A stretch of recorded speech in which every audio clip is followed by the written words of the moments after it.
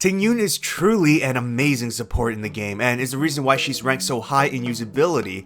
How's it going, everyone? This is Kay, and I'll break down Tingyun's skills, best relics, light cones, along with team recommendations and why she's so good. Her basic attack deals single target lightning damage. Now, her skill will be the main kit as it buffs an ally's attack, scaling off of her own attack.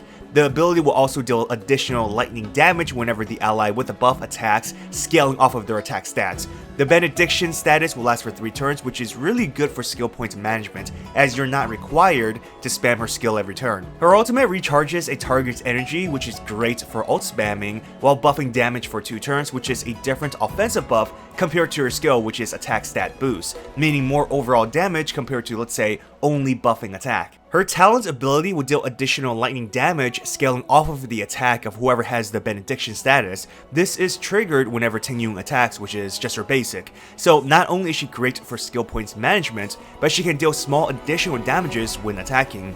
Combination of this and her skill is great against lightning weakness enemies. Tingyun's technique is simple yet quite amazing. 50 battery that can stack allows you to have a fully charged ult ready at the start of battle, as you can use this consecutively. Her ult costs a bit higher than normal though, coming at 130 when the standards are around 120. Her trace effects helps with speed and energy, which are important for her. Increasing basic attack is a bonus since she will be using it quite often. E2 and E4 are very helpful in terms of damage support, energy battery for ult spamming for your DPS, and higher multiplier for her skill. Now for relics, the musketeer is by far her best. Substats should be speed and attack percentage. Having some effective resistance can be beneficial against debuffers. Body main stats should be attack percentage since her skill scales off of her attack.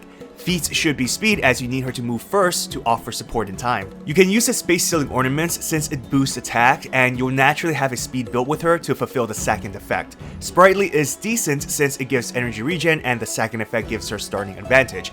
The sphere should be attack percentage for better buffing, while the rope should be energy regen so you can spam her ult, which allows your DPS to spam their ult. For light cones, battle isn't over. If you have it, it can be quite amazing as it gives energy regen and further helps with skill point management. On top of that, additional damage buff to the next ally taking their turn whenever Tingyun uses her skill. That's more so a bonus though, since you can't guarantee your DPS going right after Tingyun unless you specifically plan out their speeds. That's more so for Bronya, who can excel the target's turn. Carve the Moon is one of the best, but unfortunately it's locked by the battle pass, so if you're not planning to buy it, then you can't use this.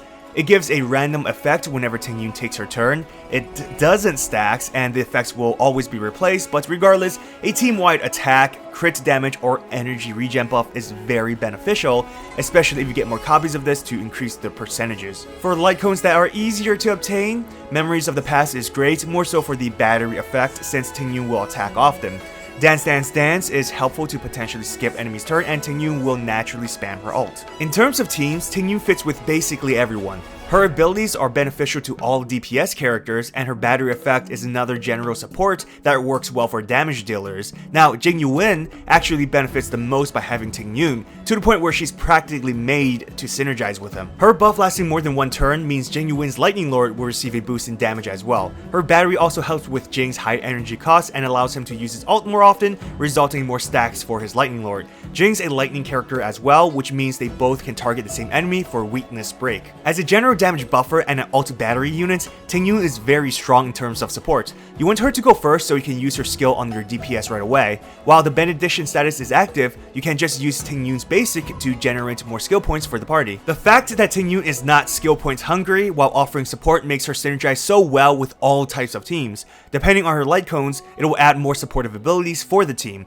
Lastly, chain her ult after your DPS uses theirs to quickly regenerate some energy. Now, if you don't have Tingyun right now, I highly recommend you try to pull for her. Of course, if you don't want to risk ruining your pity counter on Tingyun, then it's totally fine. Regardless, Tingyun is by far the best 4-star you can get because of her amazing supports, which typically are units you'll use the most, even more so than specific DPS. Well, there you have it. Comment below to let me know who's your most used character in Star Rail. Of course, for me, it's Natasha, since, you know, we all need healers.